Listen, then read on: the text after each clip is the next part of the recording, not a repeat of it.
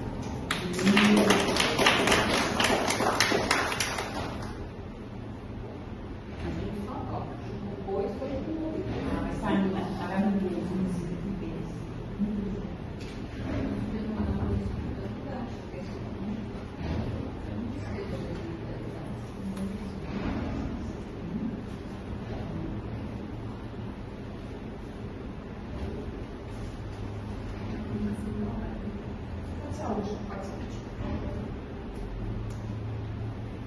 Desculpa, depois. Imagina. Tá ótimo.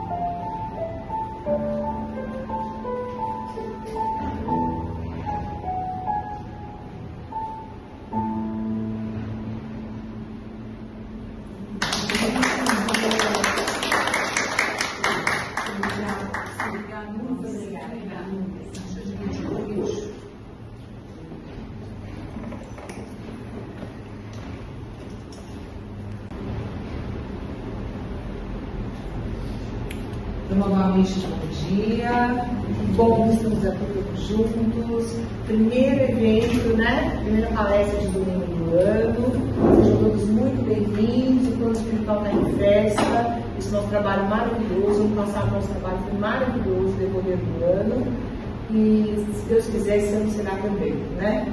Então, todos, depois dessa música maravilhosa para o Senhor, maravilhosa na hora dos passos, harmonizou o ambiente, estamos calmos, tranquilos, vamos agradecer muito essa oportunidade de estarmos aqui nessa casa maravilhosa, agradecemos muito as equipes espirituais aqui presentes, que estão nos ajudando, nos mandando esses fluidos amorosos, esses fluidos de cura, de amor, de paz, e especialmente a equipe espiritual do Dr. Bezerra de Menezes, nosso patrono, que possamos ter um ano maravilhoso, repleto de bênçãos, leve, e que tudo que tenhamos que passar seja para o nosso aprendizado, para a nossa evolução, e que todos esses nossos encontros sejam muito fraternos, de muito aprendizado, e que hoje possamos sair todos melhores do que quando chegamos aqui. Graças a Deus. Hoje o nosso palestrante é o nosso querido Antônio Campos. Ele é jornalista, professor de história, ele é palestrante espírita, professor espírita também, do Evangelho, tem um podcast, O Espírito do Evangelho. Muito obrigada, Antônio, seja muito bem-vindo.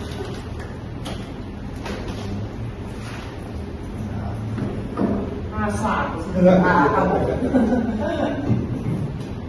Bom dia. Um especial para o pessoal lá de casa, né, que está vendo nós aqui pela internet. Um prazer estar aqui, agradeço muito o convite. É sempre um prazer falar sobre o Evangelho, mesmo no domingo, 10 da manhã, né, mas é sempre muito legal, é sempre muito interessante. E que nos faz fazer uma reflexão que eu queria combinar aqui com vocês. Eu queria começar com uma provocação. Por que nós espíritas ficamos estudando, ou quando você vem para a casa espírita receber um passe, você ouve o Evangelho? Ou, enfim, aqui é o contrário, né? A gente recebe o passe e depois vê o Evangelho, estuda o Evangelho. Por que isso acontece? Por que nós espíritas temos essa característica? Por que nós temos essa ligação com o Evangelho? Alguém sabe me dizer? Alguém tem alguma ideia por que isso acontece? Esse é o ponto. Por isso que eu sempre, quando eu era na Sônia me pediu qual é o tema, o que nós vamos falar? Vamos falar sobre o Evangelho com o Espiritismo nos dias de hoje. Porque às vezes nós não entendemos por que nós estamos aqui falando do Evangelho. Por que nós temos que falar toda hora do Evangelho? E aí nós temos que entender o seguinte: eu venho lá do Campo Limpo, certo? Eu vim do Campo Limpo até aqui no Sumaré. Eu já conheço aqui a região, mas vamos supor que eu não conhecesse a região. Vamos supor que eu não soubesse onde fica aqui a Rua Minerva. O que eu faria? Eu vou consultar um mapa, ou vou consultar o Waze, né, o GPS, esses vários que tem aqui no mercado. Por quê? Porque eu preciso saber qual é o melhor caminho. Eu preciso saber qual é o caminho que eu vou para chegar aqui. Eu vou ter que usar para chegar aqui. Eu posso, se eu não fizesse isso, eu posso pegar caminhos, vou pela minha intuição, e aí eu podia parar lá, sei lá, em Santana, né? Podia perder o caminho. Mas aí eu tenho aqui um guia, tenho um modelo. E é justamente isso que Allan Kardec vai perguntar para os espíritos de luz, na questão 625 do Livro dos Espíritos. Vocês conhecem bem, eu fiz a leitura de cabeceira de vocês e tudo mais. Na 625, Kardec vai chegar para os espíritos de luz e falar: está tudo bem, eu entendo que nós temos que ser pessoas melhores, espíritos mais evoluídos, está tudo certo. Mas qual é o nosso parâmetro? Qual é o nosso guia e modelo? Porque é fácil, né? Quer dizer, como que eu vou saber se eu estou indo no caminho bom da evolução espiritual? Como eu sei se eu vou ser realmente fazendo as minhas escolhas corretas? Como é que eu faço isso? Onde é o meu parâmetro? Qual é o meu guia espiritual, meu Waze espiritual? Qual seria esse? Kardec faz essa pergunta. Exatamente. E aí ele responde. Os espíritos são muito claros e precisos na maioria das respostas que eles dão no Livro dos Espíritos, e essa então é a sucinta. Veja Jesus. A Sônia até fez um olho, não sei se eles conseguem enxergar aqui, que tem um quadro de Jesus. Veja Jesus. Ou, na tradução que a maioria traz, vede Jesus. Veja Jesus. Interessante isso, né? Nós temos que olhar para Jesus como nosso guia e modelo. E aí eu pergunto para vocês: tá bom, onde está Jesus? Como é que eu faço esse contato com Jesus? Onde está essa informação? Como é que eu consigo enxergar Jesus, ou ter Jesus como meu modelo e guia? Onde eu vou pegar essa informação? No Evangelho. No Evangelho. Então, assim, às vezes a gente faz as coisas meio no automático. Nós não entendemos muito bem por que determinadas coisas acontecem. Por que nós espíritas estudamos tanto o Evangelho? Ou por que sempre vai ter uma palestra espírita sobre o Evangelho? Porque é lá no Livro dos Espíritos, que é a base para nós, como espíritas, foi lá que começa a doutrina espírita, está lá muito claro. Jesus é o nosso guia e modelo. Nós temos que olhar para ele. Mas não tem outras pessoas? Pode ter, mas nós estamos numa civilização ocidental, cristã, judaica cristã. Então, óbvio que a nossa influência é essa. Então, para nós, Jesus é essa referência. Se tivéssemos nascido na Índia, pudesse ter uma outra divindade, ou na China, não importa. Mas nós estamos nesse hemisfério, desse lado do planeta. E para nós, então, o nosso guia e modelo é Jesus. Kardec, inclusive, vai fazer um comentário muito interessante na sequência dessa resposta dos Espíritos. Os Espíritos foram tão assim sucintos, né? Então ele vai chegar e vai falar para nós o seguinte: que Jesus é para o homem o tipo de perfeição moral a que pode aspirar a humanidade na Terra. Então só isso aqui já mostra por que nós estamos aqui falando sobre o Evangelho, porque toda vez vai ter uma palestra evangélica, ou porque vai ter curso sobre o Evangelho nas casas espíritas, né? Nós temos várias questões que nos levam para o Evangelho. Estimulamos muito cada um de nós aqui a fazer também o quê? O Evangelho no lar. Né? São sempre contatos que nós temos que fazer com o Evangelho. Mas, apesar de nós sabermos tudo isso, nós temos uma certa dificuldade de, como espíritas, nos apropriarmos do Evangelho. Eu vou conversar um pouquinho com vocês, ao longo do tempinho que nós tivermos aqui, sobre algumas dessas dificuldades e depois a grande dificuldade, que é colocar em prática. Né? Nós temos várias dificuldades, várias camadas de barreiras que nós temos que ultrapassar. E a primeira delas, para nós nos apropriarmos do Evangelho, para termos aqui um contato com o Evangelho, muitos vão falar o seguinte: Antônio, você não sabe como é a minha vida. A vida é muito corrida, eu não tenho tempo para o Evangelho. Por isso que eu estou aqui no domingo. 10 da manhã, porque é o horário que eu tenho. Beleza, perfeito. Só que a gente não pode esquecer o seguinte: se a gente não tem um tipo de disciplina, não entende que estudar o Evangelho é algo importante, esse contato com o Evangelho é muito importante, sabe o que vai acontecer? Vocês devem se lembrar de um espírito, eu conheci esse espírito, pelo menos já deve ter ouvido falar, chamado André Luiz. Todos vocês conhecem todo mundo conhece André Luiz, muito bom. O que aconteceu com o André Luiz no livro Nosso Lar? No livro, não no coisa. O filme também acaba dando algumas informações, mas o livro ele é mais taxativo. O que acontece com ele no livro, no capítulo 4? Várias teses. O pessoal vai chegar aqui e falar assim: nossa, acho que vou abandonar o Espiritismo. Eu não sei a pergunta, eu não sei o que o André Luiz aconteceu com o André Luiz no capítulo 4, mas eu vou refrescar a memória de vocês sabem. Ele foi resgatado, daquela regiãozinha mais sombria, chega lá no nosso lar, e no nosso lar, então, ele entende que ele cometeu alguns equívocos quando ele estava encarnado. Qual foi o principal equívoco dele? Então, aí nós vamos ter que ver no capítulo 1. Vou chegar no capítulo 4. Ele fala o seguinte: de fato, conhecia as letras do Velho Testamento, muitas vezes folhearam o Evangelho. Entretanto, era forçoso reconhecer que nunca procurava as letras sagradas com a luz do coração. Então, ele conhecia, ele sabia que existia, mas ele não interessa. Porque ele era muito materialista, estava muito preocupado em ganhar dinheiro, cuidar da família, as coisas do dia a dia dele. Muito bem. O que acontece no capítulo 4? Ele fala o seguinte: perante a minha visão espiritual, só existia agora uma realidade torturante. Perdera a oportunidade preciosa da experiência humana. E aí ele chora, coloca as mãos no rosto, diz lá o André Luiz, e André Luiz chora de arrependimento, de não ter aproveitado bem o tempo que ele estava aqui encarnado, que ele podia ter olhado para as questões espirituais de uma outra maneira, que ele não olhou, ter aproveitado melhor o tempo. E aí a pergunta que eu faço para vocês: como que nós queremos chegar no plano espiritual? Queremos chegar aqui no André Luiz? Meu Deus do céu, perdi aquela oportunidade tão preciosa, vou ter que esperar voltar para a fila da reencarnação novamente, sabe Deus quando eu vou poder reencarnar novamente, para poder aproveitar aquelas experiências de novo. Então, nós estamos encarnados. Nós temos ainda muita coisa aqui para fazer. Será que não é a hora de nós olharmos se nós realmente não temos tempo para, pelo menos, nos dedicar um pouco ao Evangelho? Mas o Evangelho só não resolve, né? Claro que não. Nós vamos falar aqui ao longo dessa exposição, da nossa conversa aqui, nós vamos falar um pouco sobre isso. Mas a base é o Evangelho. Se eu não conheço o Evangelho, como que eu vou saber qual é o caminho que eu estou tomando? Vocês entendem isso? Tá? Nós precisamos ter esse contato. Segunda questão.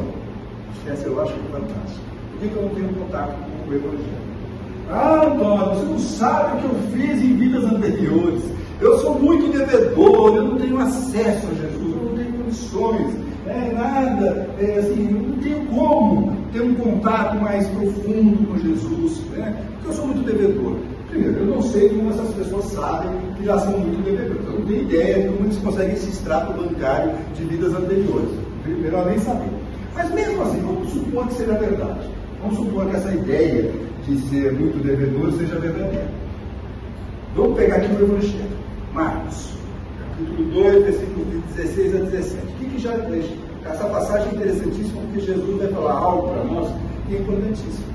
Os fariseus, vendo Jesus comer em companhia dos pecadores e publicanos, perguntavam aos discípulos dele: por que ele come e bebe com essa gente? Olha só, por que ele come e bebe com essa gente? Tendo ouvido isso, Jesus lhes respondeu. E aí vale para aquela pessoa que fala que é muito devedor.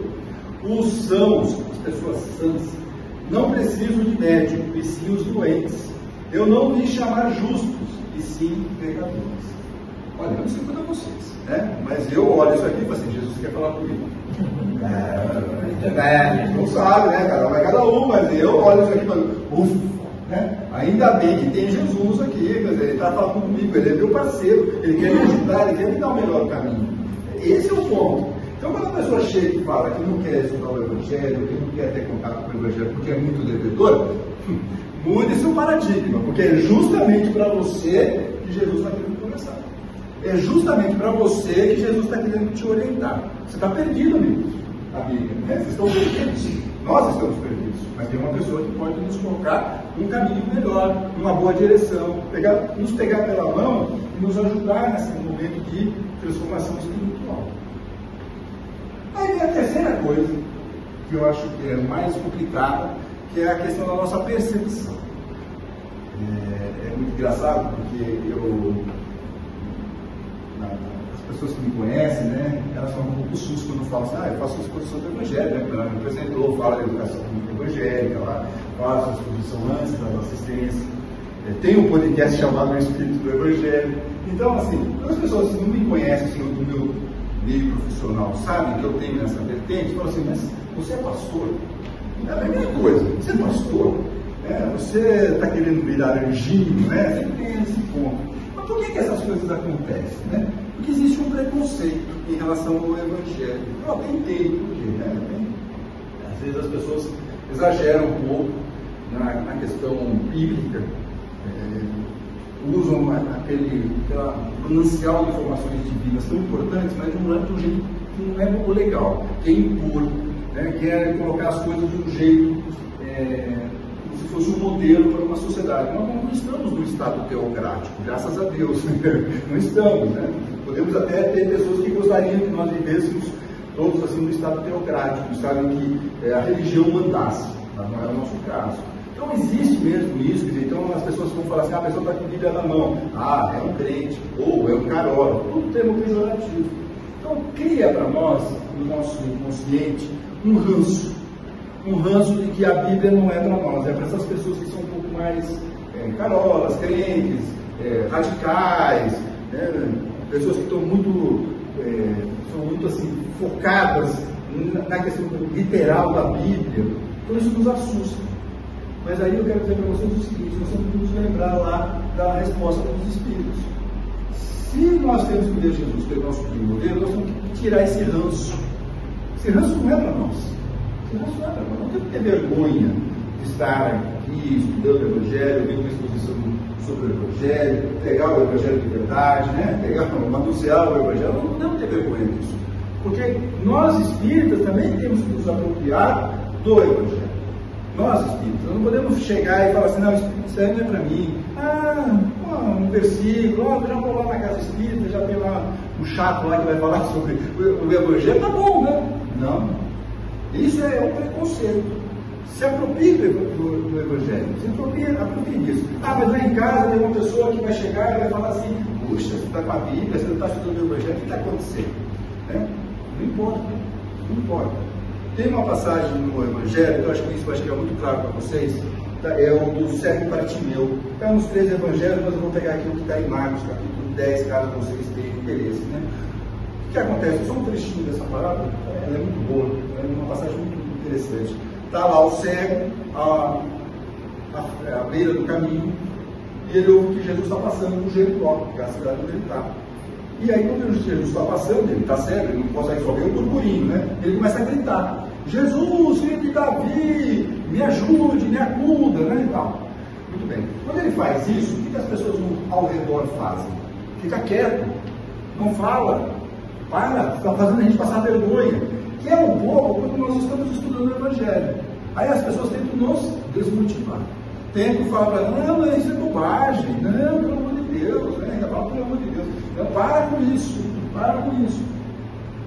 Só que o Bartimeu, ele não se intimida, como também nós não podemos nos intimidar com isso. Então, o que ele faz? Aí ele grita mais alto ainda: Jesus, filho de Davi, me ajude. Ele fez tanta bagunça que Jesus falou, assim, chama essa pessoa, chama Bartimeu. E aí aparecem outras pessoas e falam, vai lá, Bartimeu, vai lá que Jesus está te chamando, força, coragem. Então nós também vamos ter pessoas, como nós estamos aqui hoje, como as pessoas que estão nos assistindo lá pelo YouTube, eles também vão chegar assim, que legal, que bom, um ajuda o outro, vamos lá, força, coragem, vem aqui receber o passe, vamos ouvir o Evangelho juntos, vamos estudar o Evangelho juntos, vamos fazer o Evangelho no lar. Então, nunca é algo solitário, sempre tem outras pessoas que vão te dar também um apoio.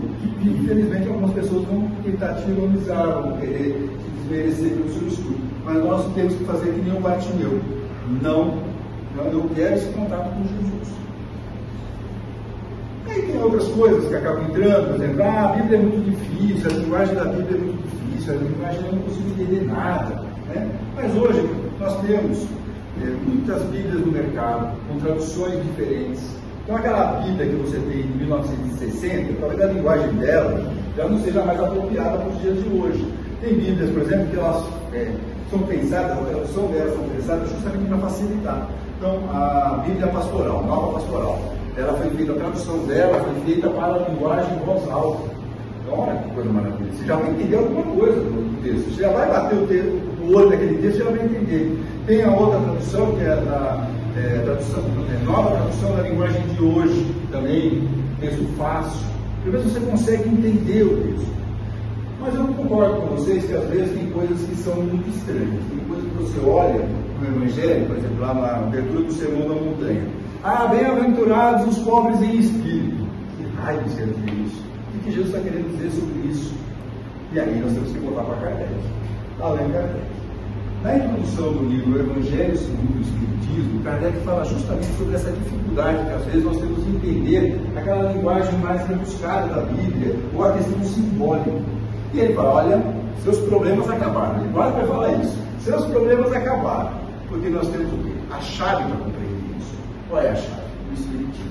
Então o Espiritismo nos ajuda a entender, a decodificar boa parte do que está lá no Novo Testamento, no Evangelho. Né? Ele chega para nós e fala o seguinte, olha, para evitar esses inconvenientes, está lá na introdução do Evangelho segundo o Espiritismo, duvide de tudo que eu estou falando, depois vocês chegam em casa, depois do almoço, claro, vão lá, pegam o Evangelho segundo o Espiritismo na introdução e vejam isso. Sabe por que eu estou falando isso? Claro, porque assim nós estudamos, entendeu? Se vocês ficam só no ouvir e não colocam isso em prática de alguma forma, vocês vão esquecer, daqui a 2 dias vocês já não vão nem lembrar qual é a palestra. Então, sempre que vocês puderem, chequem.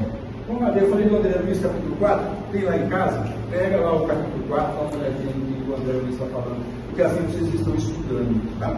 E lá na introdução do Evangelho segundo o Espiritismo, ele fala assim, Kardec, para evitar esses inconvenientes, ou seja, essa dificuldade de interpretação do Evangelho, reunimos nesta obra, que é o Evangelho segundo o Espiritismo, os artigos que podem constituir, propriamente falando, um código de moral universal. Além disso, o Espiritismo é a chave que nos dá o verdadeiro sentido das passagens ininteligíveis. Ininteligíveis também é uma palavra que é ininteligível, não dá para entender, né? Aquelas passagens que você não compreende. E para você está parecendo grego. Bem-aventurados os pobres em espírito. O que ele está querendo dizer com isso? Está falando dos humildes. Essa é uma das interpretações, das melhores interpretações, ou mais corriqueira das interpretações, para você entender essa frase de Jesus. Então, pelo Evangelho segundo o Espiritismo, pelo Espiritismo, nós conseguimos entender a maioria, grande parte, das passagens que são assim mais complicadas para nós. Mas não ficou só em Kardec. Há outras obras também que nos ajudam dentro do Espiritismo, que eu acho que é a coisa mais forte dentro do Espiritismo, são essas personagens, esses autores que resolveram então interpretar também. Então nós temos o Caio Bachútero, tudo deve ter na livraria aí, né? Tem na livraria. Caio Bachútero, Eliseu Rigonati, é um paulista, ele escreveu 2 livros, são sensacionais. Um é o Evangelho dos Humildes. Ele vai pegar o Evangelho inteiro de Mateus e vai fazer comentários versículo a versículo.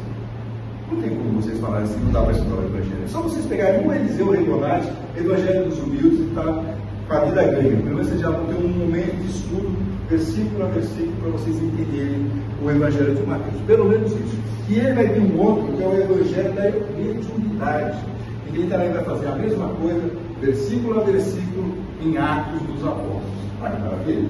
E aí você tem outros autores, você tem Paulo Alves Godoy, você tem Emmanuel, Fonte Viva, né? Todo mundo conhece, Fonte Viva, Pão Nosso, já estava vendo até que tem uns livrinhos lá, tem o Pão Nosso, tem o Fonte Viva, tem o Caminho, Verdade e Vida. Um versículo, Emmanuel faz lá um comentário. Um versículo e um comentário. Pronto. Já está ajudando para vocês entenderem e quebrando paradigmas em relação ao Evangelho.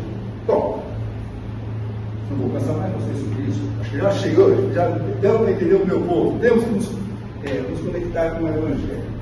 Aí eu pergunto para vocês, está tudo certo. Então agora eu sou uma nova pessoa, estou lá, vou ler o Evangelho, vou estudar o Evangelho de cabo a rabo, vou decorar as passagens, vou colocar um quadro de Jesus na minha casa, vou comprar uma camiseta falando eu amo Jesus, está ótimo, né? Perfeito.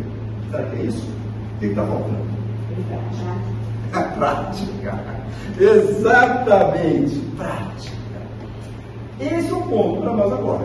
Agora nós vamos para a segunda parte da nossa palestra e vai ficar, a gente vai chamar, né, a nossa amiga aqui para voltar a tocar, porque aí vai ficar mais agradável, né, porque agora vamos falar da prática. E essa é a nossa dificuldade agora, colocar em prática. Jesus vai contar uma parábola que eu acho que todos vocês conhecem de cor São Tiago, que é a parábola do semeador, que eu vou contar a versão que está em Mateus, capítulo 13. Ele abre uma sequência de 7 parábolas falando sobre o reino de Deus, e ele abre com o semeador. O semeador saiu a semear, a parábola do semeador. Sabe? O semeador saiu a semear. Ele vai contar, você já conhece, não vou ficar dando muito detalhe, mas assim, o semeador saiu a semear. Ele vai pegar a semente e vai jogar a semente, certo? E essa semente ela pode cair nesse piso frio, ou pode cair num lugar que tem pedra, ou no meio dos espinhos, ou vai cair numa terra fértil, né? Aí, ok, mas o que quer dizer isso? Quem é esse cara que está jogando a semente? O que é a semente? E o que é esse solo que tem vários tipos? Então, aqui que está a grande explicação para nós. O semeador, claro, Jesus, né? Não há dúvida sobre isso. Está jogando a semente. O que é a semente? É o conhecimento. Então, aqui eu já citei algumas passagens de Jesus, que são sementes, que estão sendo jogadas para cada um de vocês. Só que a semente vai cair em cada um de vocês. E em cada um de vocês tem um solo, aqui, a consciência. Tem consciência que está que nem pedra, né? Esse piso ali cai, não vai chegar, não vai ficar. Não adianta. Não é o caso de vocês, claramente, né? Não é, senão vocês não estariam aqui hoje. Mas nós sabemos que tem pessoas que têm uma certa dificuldade para compreender o Evangelho. Chega, fica, ouve, vai embora, acabou. Nem lembra mais, nem sabe, está pensando em outras coisas. Esse é aquela consciência, aquele terreno em que a semente caiu e não aconteceu nada. Bateu e foi embora. Tem aqueles que saem daqui e falam assim, olha, que interessante isso que ele falou, bacana, né? essa explicação sobre Jesus, sobre a questão do Evangelho e tal, mas aí passou, chegou aqui na Avenida Sumaré, já não lembro mais. Esse é aquele que tem a consciência, como Jesus coloca, que ou a terra é muito não é profunda, né? Uma terra, uma coisinha básica, ou caiu no meio dos espinhos. Até quer, mas não tem muito, e aí a plantinha não sobrevive. Mas vai ter aquela pessoa que você, a semente, esse ensinamento de Jesus vai cair na consciência, e a pessoa vai falar assim, uau, eu quero isso, eu quero mais isso. Esse é aquele que a terra está contínua. Vocês entendem isso? A diversidade. Então nós temos aqui várias pessoas. Cada um de vocês vai ter um nível de consciência. Cada um de vocês vai pegar uma parte e vai falar, isso eu quero, isso eu não quero. Isso eu quero aplicar, isso eu não quero aplicar. Mas aí depende do solo, né? Depende de como nós estamos. Tem gente que vai querer fazer mesmo, tem outras pessoas que não vão querer fazer muito. Ah, então, mas isso quer dizer o seguinte, eu sou pedra, só tenho esse piso aqui, eu nunca mais vou conseguir ser um terreno fértil. Não, nós vamos mudar ao longo da nossa trajetória. Eu sempre brinco lá nas aulas, né, com os alunos, que nós tínhamos um tipo de comportamento há uns 20 anos, mais ou menos. Né? Há uns 20 anos nós tínhamos um comportamento. Que se eu olhar hoje, hoje, olhar para aquele comportamento que eu tive há 20 anos, eu chego assim e falo, meu Deus, Antônio, Como que você fez isso, né? Ela concorda, é isso. Então, assim, o solo mudou, minha cabeça mudou, minha consciência mudou, eu tenho certeza que muitos de vocês também. Né? Nós mudamos. Tem coisa que nós fizemos no passado que a gente também, por Deus, que vergonha, né? Mas por quê? Porque eu estava com um outro tipo de consciência. Hoje eu tenho a consciência mais pronta aqui, eu estou mais ligado ao espiritismo, quero colocar em prática, meu coração já está totalmente aqui pronto para esse tipo de experiência, de tentar ser uma pessoa melhor, um espírito mais evoluído. Mas isso depende de quê? Da minha consciência no meu momento. O legal disso é que agora nós já temos consciência disso. Antes, eu fui evoluindo, sei lá, aos trancos e barrancos, fui vendo por exemplos, né? Bons exemplos, de repente, não, isso aqui eu não tenho mais fazer isso, não posso mais fazer isso. Mas hoje, nós, com os estudos, com a doutrina espírita, com o evangelho, aí a coisa fica mais tranquila para nós. Eu me desperto, eu já sei que isso eu não posso mais fazer. E isso eu não tenho mais soluções. Eu quero ser um espírito melhor, uma pessoa melhor.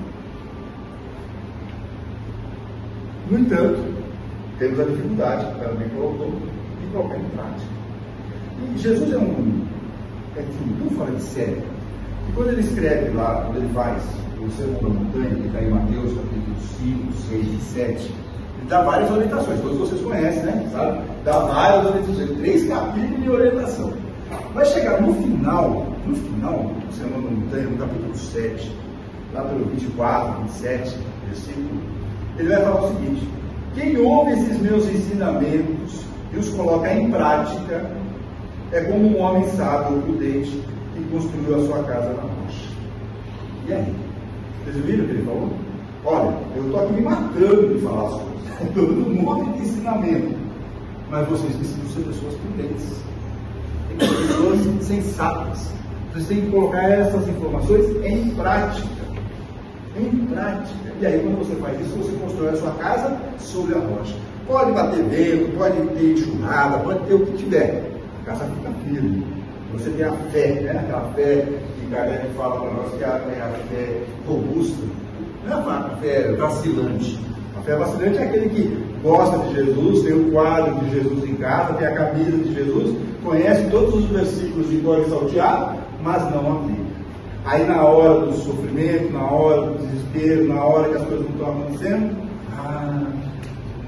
quanto mais eu rezo, mais a assombração aparece. Não é assim? Vai dizer o que acontece? Esse é o ponto para nós. Né? Como é que eu estou? Eu estou colocando em prática? Eu tinha essa fé verdadeira, essa fé robusta, como o Kardec coloca para nós, ou minha fé está vacilante? Eu acho que tudo isso também tem a ver, depende da minha convicção.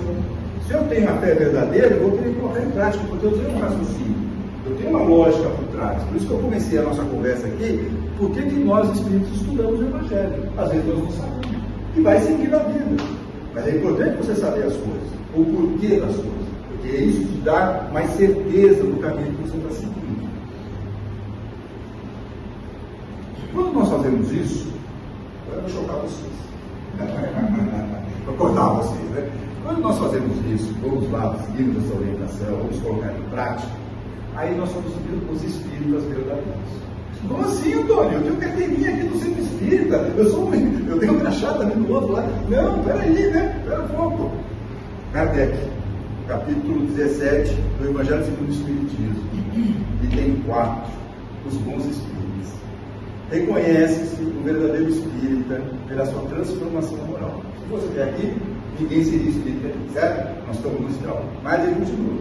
E pelos esforços que faz para dominar as suas más inclinações. Aí sim nós somos os verdadeiros espíritos. Espírita de carteirinha ou com a camiseta do centro espírito, né? Não adianta. Não adianta. Porque você ainda pode estar fazendo tudo errado lá fora.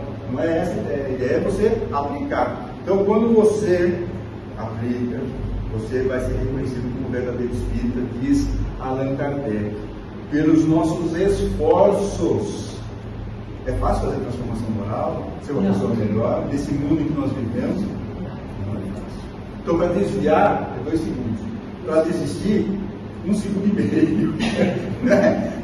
É a vida, a gente tem que saber. Conversa franca com vocês aqui. A gente sabe que não é fácil. Mas vamos começar o ano já com essa consciência. Por isso que quando ela falou assim, escolha uma data, Antônio. Vamos ser a primeira, vamos começar, porque aí a gente já começa com os padrões certos. Já começa com o entendimento correto do que nós temos que fazer, o como nós temos que agir, não só ao longo do dia. Até quando a gente voltar lá no nosso lar e tiver bumbo para nós, ou às vezes você conseguiu e tal. É melhor do que estar lá com o André Luiz e chorar logo no seu primeiro dia no nosso lar. Então, é esse o nosso esforço. Então, o nosso esforço é esse, domar as nossas más inclinações. Ontem, vocês devem saber, choveu em São Paulo, sei que vocês já vão achar que eu vou falar da chuva, né? Não, mas não é da chuva. Ontem, que dia que foi? Dia 25. O que nós comemoramos ontem? Aniversário de São Paulo. Por que nós comemoramos o aniversário de São Paulo no dia 25? O que acontece no dia 25? Pode falar, gente. Ninguém vai ganhar alguns horas no umbral, não pode falar. E alguém sabe por que nós comemoramos o dia 25? Algumas pessoas podem achar o seguinte: é o aniversário de Paulo, o apóstolo. É a morte de Paulo. Não, nada disso. É a conversão de Paulo. Revelações bombásticas desse domingo para vocês, né? Vocês já vão sair, já vai ter bastante assunto para o almoço de família. É a conversão de Paulo. O que acontece, essa celebração que foi instituída pela igreja, né? Acontece 30 dias depois do Natal. Coincidência, né? Interessante, né? Nós temos o Natal, que é a representação simbólica do nascimento de Jesus, e 30 dias depois, mais ou menos, nós temos a conversão de Paulo como uma data também a ser celebrada. As duas coisas têm um nascimento, tem um momento diferente, né? Tem o nascimento de Jesus e tem a conversão de Paulo. Paulo deixa de ser aquele judeu, aquele fariseu que vai perseguir os discípulos de Jesus, né? Após a desencarne de Jesus, ele não suporta aquele povo, ele fala assim, o pessoal é herege e tal, sai da captura deles, está indo para a estrada de Damasco, como vocês sabem, lá em Atos dos Apóstolos, capítulo 9, e aí acontece a revelação. Ele deu uma luz, ele não enxerga mais nada, mas ouve a voz: Saulo, Saulo, por que me persegues? Por que me persegues? Não está. Jesus falando para ele. E aí, na sequência, Paulo vai lá para Damasco, é tratado como cristão, que recebe essa orientação, mediunicamente, vai lá, recebe o tratamento. Agora, Paulo podia fazer duas coisas. Ele podia ter falado assim: um surto, foi um calor do deserto lá na Palestina da época, fiquei desidratado e tal. Vou continuar perseguindo o cristão. Podia. Mas ele falou: não, peraí, tem alguma coisa errada. Eu não posso continuar nesse mundo. Não posso continuar nessa vida. Eu quero mudar. Percebe isso? Ele podia ter feito outra coisa. Ele podia ter outro caminho. Muitas pessoas acham o seguinte: não, pela conversão, por ter aparecido Jesus, ele mudou por causa disso. Não. Ele podia chegar e falar um monte de coisa. Como nós podemos arranjar várias desculpas para não fazer a nossa reforma interior. Paulo também podia ter feito isso. Não quero saber disso, não. Esses caras são os hereges. Tive uma alucinação. Mas não, ele muda. Por isso que é a conversão. Né? Ele muda. Ele está numa direção e vai para outra agora. E a direção qualquer é do cristianismo, que não existia. O cristianismo vai ser estabelecido mais para frente, mas Paulo já vai dar esse caminho para o cristianismo. Ele muda. Agora, para ele foi fácil mudar? Não. Aí nós vamos para a última carta dele, a carta aos Romanos, capítulo 7. É fantástico. E essa é uma das cartas que Paulo escreveu. E essa foi a última que ele escreve, capítulo 7, versículos 19 a 25, lição de casa para vocês mais tarde. Né? Não precisa ler tudo, mas acho que esse trecho é muito interessante. Ele fala assim: pois não faço o bem que eu quero, mas justamente o mal que eu não quero fazer é que eu faço. Nossa, Antônio, ele está falando para você, né, Antônio? Não, ele está falando para todos nós. Ele está falando dele, mas vale para todos nós. Se não é assim, eu quero fazer o bem, mas tem alguma coisa que me arrasta para o mal o tempo todo. É infernal isso aí, né? Pois não faço o bem que eu quero, mas justamente o mal que eu não quero fazer é que eu faço. Mas se faço o que eu não quero, dizer, já não sou eu quem faz isso, mas a minha imperfeição. Ele fala pecado, aqui a gente já pode traduzir por imperfeição, né? Que vive em mim, e é essa imperfeição que faz isso. Agora nós estamos chegando no ponto espírita, né? Quando nós conhecemos, temos que combater nossas imperfeições morais, os nossos defeitos. Porque se nós não controlarmos isso, ele nos controla. E é Paulo falando o seguinte: galera, eu quero seguir Jesus, eu quero seguir os ensinamentos de Jesus, mas tem uma força dentro de mim que me leva para um outro caminho. Que é aquela mesma força que faz com que a pessoa está aqui, ouve, mas não toma a semente de Jesus. Vai lá para fora, já esqueceu o que foi falado aqui. Daqui a 2 dias já esqueceu. Porque tem algo dentro dele, dessa pessoa, desse espírito, que ainda não trava a consciência. Certo? Mas Paulo tem a consciência, consegue identificar que tem uma dificuldade e ele precisa trabalhar essa dificuldade. Então, ele fala, como nós vamos solucionar isso, essa imperfeição que me atrapalha? Ele vai falar na carta aos Efésios, no capítulo 4. Abandone o modo como viviam antes, o homem velho. Ah, que maravilha começar falando assim, né? Abandone esse homem velho. Não vou falar mulher velha, porque não é uma coisa muito bonita da minha parte falar isso. Então, entenda a humanidade velha, né? Aquela pessoa velha que você era, com hábitos antigos, né? Tá certo? Então, abandone o modo como viviam antes. O homem velho se corrompe com as paixões enganadoras.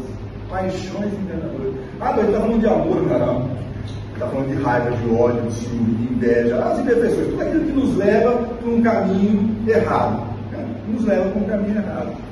Que a mentalidade de vocês, diz Paulo nessa carta aos Efésios, capítulo 4, que a mentalidade de vocês se renove espiritualmente.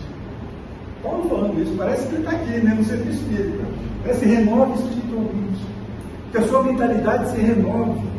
Olha que coisa maravilhosa isso.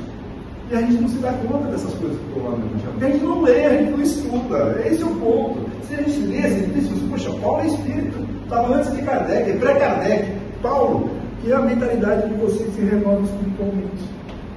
Quando você se renova, sua mentalidade se renova espiritualmente, aí a sua consciência está prontinha para receber o ensinamento de Jesus. Aí vai frutificar, aí você vai querer fazer com vontade, com verdade mesmo, no seu coração. Né? Por isso que ele fala aqui, complementando: revistam-se do homem novo, criado segundo Deus na justiça e santidade da verdade. E aí, nós queremos ser um homem novo ou um homem velho?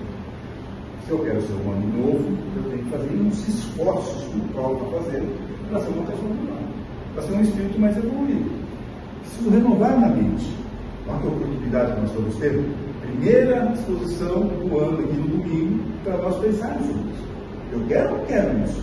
Eu quero só vir aqui com uma água frutificada, receber o passo e já está resolvido o problema. Está ótimo vocês fazerem isso, se vocês quiserem fazer isso, bem mesmo, porque o Centro Espírita está aqui para isso, para colher.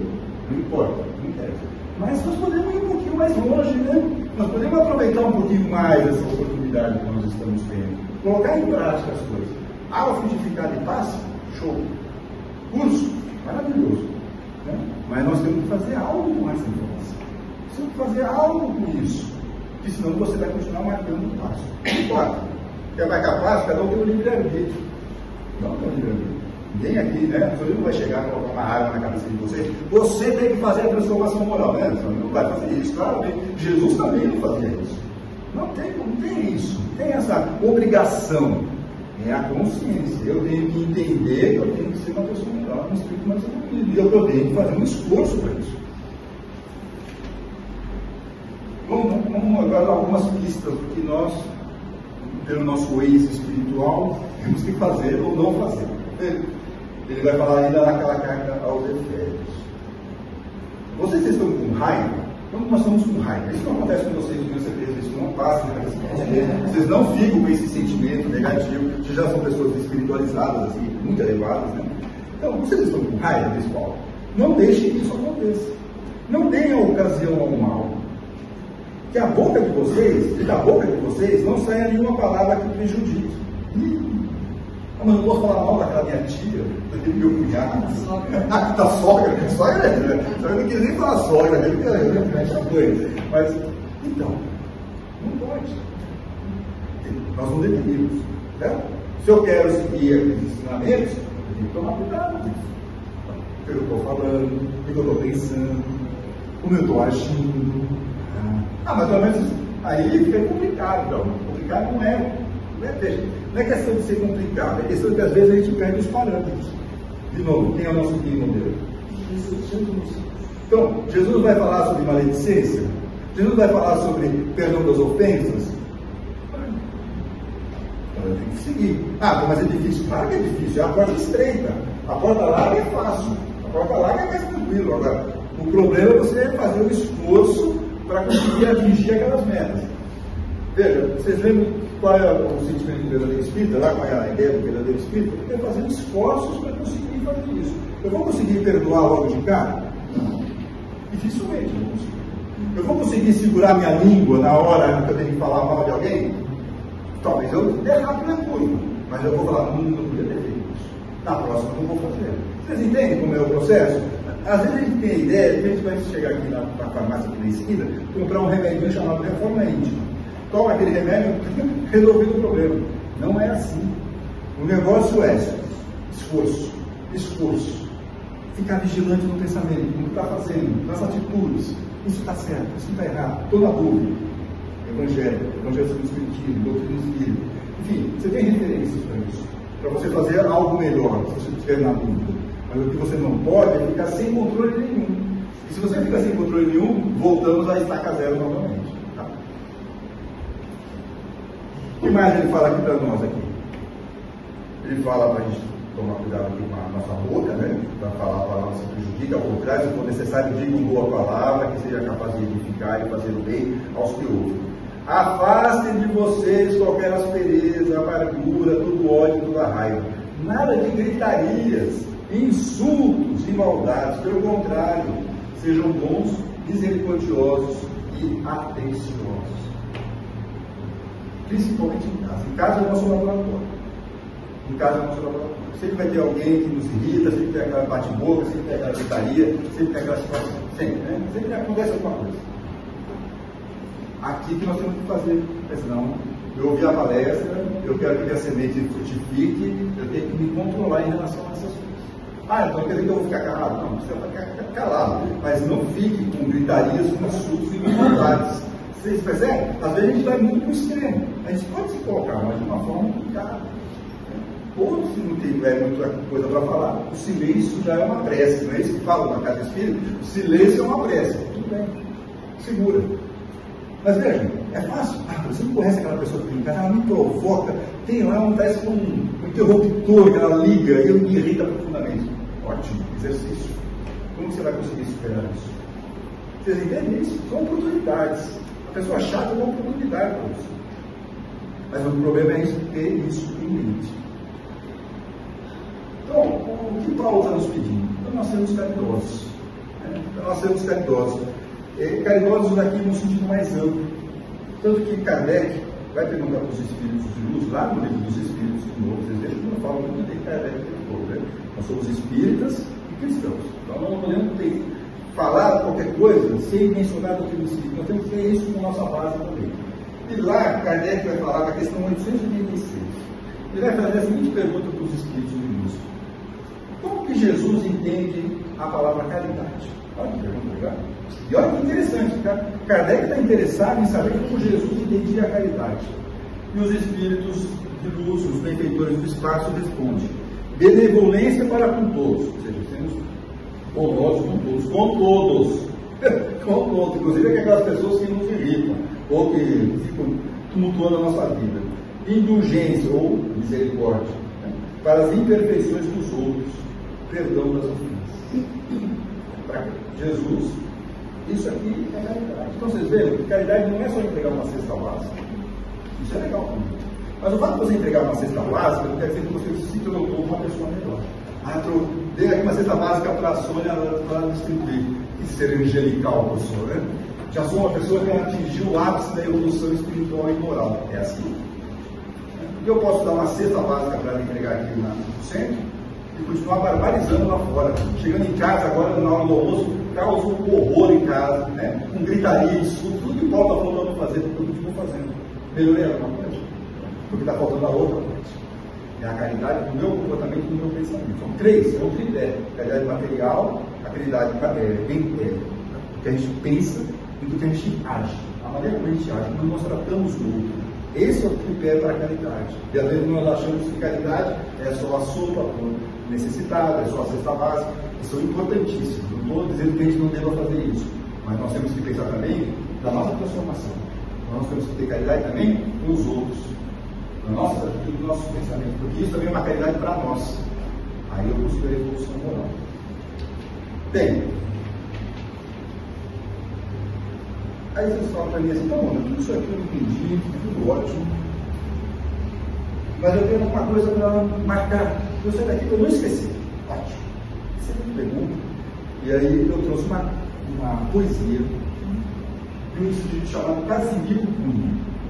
Casimiro Cunha, ele era da cidade de Vassouras, nasceu em Vassouras, morreu, se encarnou cedo, mas ele era um poeta, final do século XIX. Quando Chico Xavier começou a receber seus primeiros espíritos, lá, suas primeiras questões mediúnicas, um dos primeiros espíritos a se comunicar com o Chico Xavier foi Casimiro Cunha. Tanto que Casimiro Cunha faz parte do primeiro livro de Chico Xavier, que é Parnaso de Além Túmulo, que foi lançado em 1932.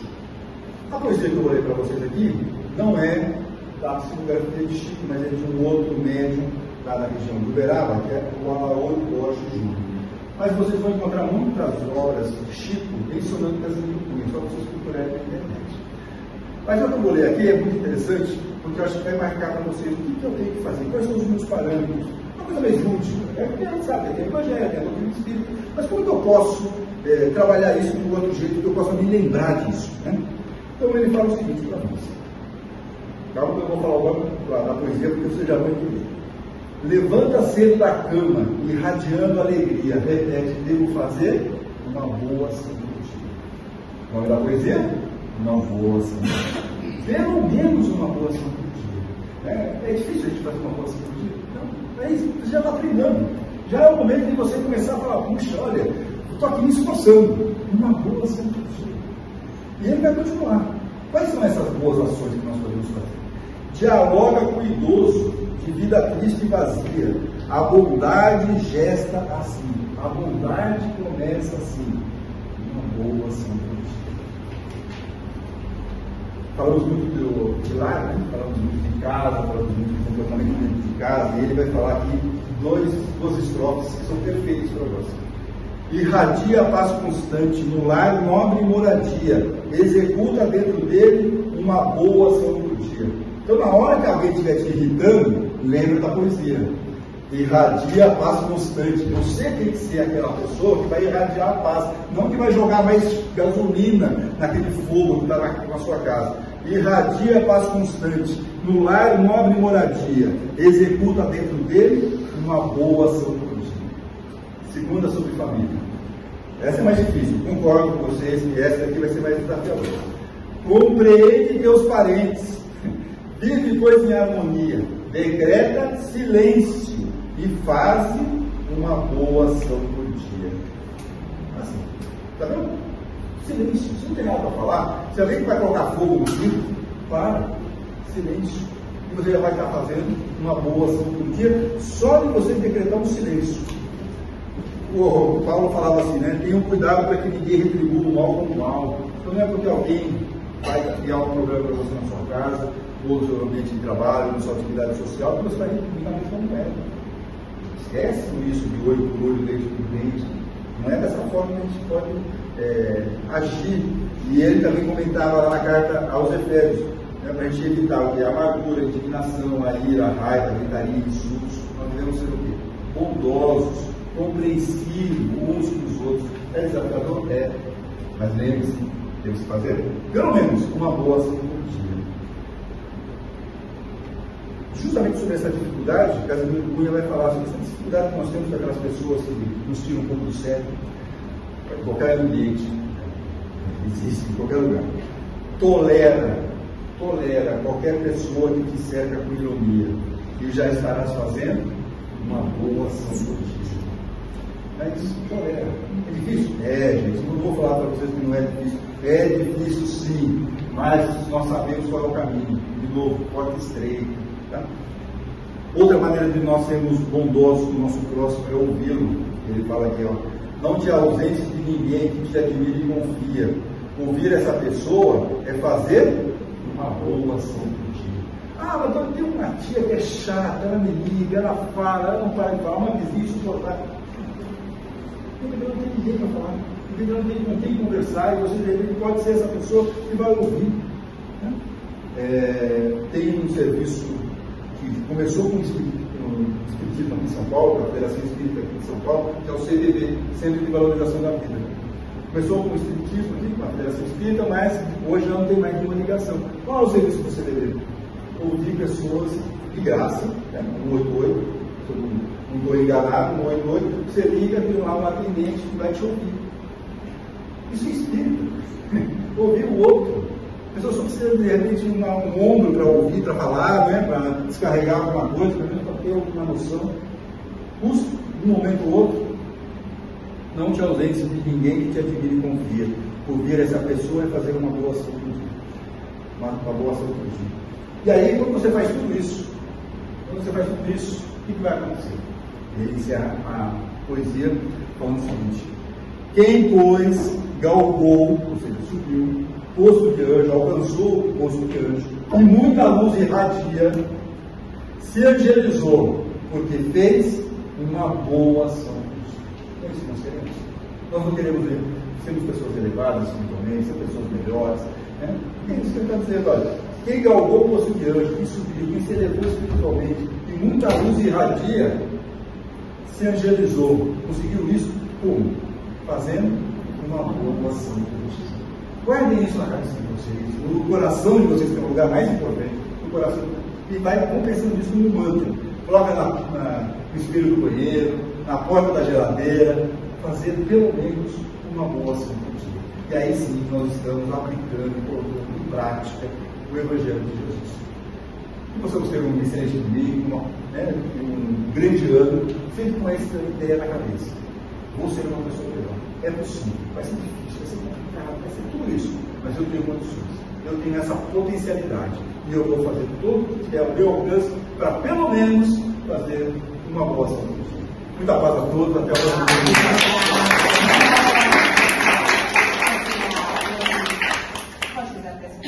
Posso tomar água? Gente, depois tem o brechó, né? Lá embaixo, a cantina, tá bom? Isso. Fazer uma colocação da sua palestra. Há mais de 15 anos, eu tenho um vício positivo de ler romance espírita. Eu tenho um vício positivo, mas entende esse prazer estudando.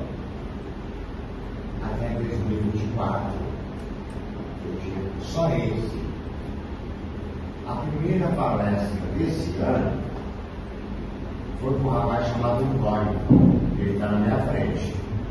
E com ele, eu caí no conhecimento, na abertura de compreender que eu também creio o Evangelho Espírita, com muito carinho. E olha que eu tenho em casa. E eu quero dizer a você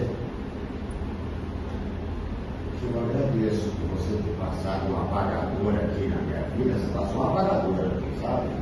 Mas você me traz uma mente que tem o Evangelho. Eu leio, aliás, eu lia.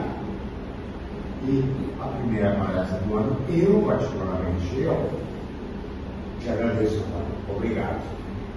E ele comentou sobre essa questão dos romances mediúnicos. Muitas pessoas começam o espiritismo pelos romances mediúnicos, mas nós também começamos, quando nós estamos estudando lá no colégio mesmo, começamos por onde? Começamos pelo terceiro colegial, ou começamos pelo básico lá, né? O prezinho, né? A gente começa dessa forma. Então, o romance mediúnico é bom também por causa disso. Ele é um romance que vai nos colocar num caminho, mas ele ainda é muito básico. Nós temos que subir, procurar novas leituras, procurar novos entendimentos, para crescer a nossa musculatura espiritual, para termos força, né? Para seguirmos nesse caminho que é tão desafiador, que é o da reforma interior. Mas é sempre um bom começo, um romance mediúnico, mas nós temos que ir para um outro caminho também. Um pouquinho mais, um degrauzinho a mais na nossa evolução aqui, para o nosso entendimento, para a nossa compreensão. Legal, muito obrigado pela sua palavra aí, que bom que a palestra foi importante aí para você.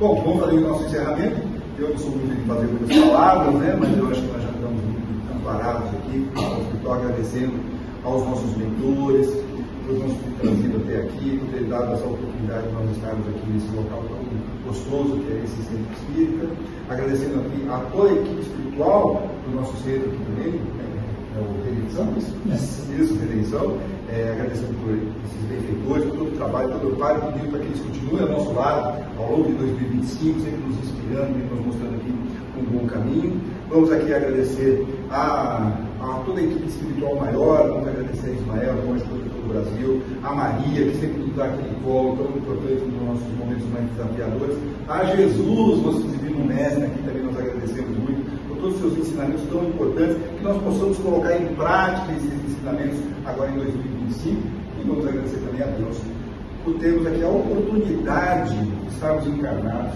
podemos passar por todas essas experiências e sermos aí ao final pessoas melhores, espíritos mais evoluídos.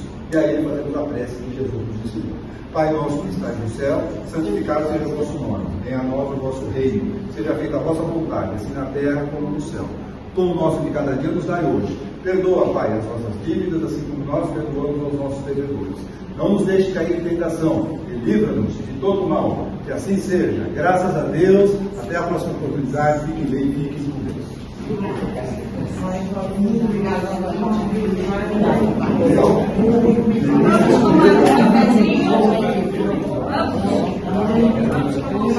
Cantina e brechó.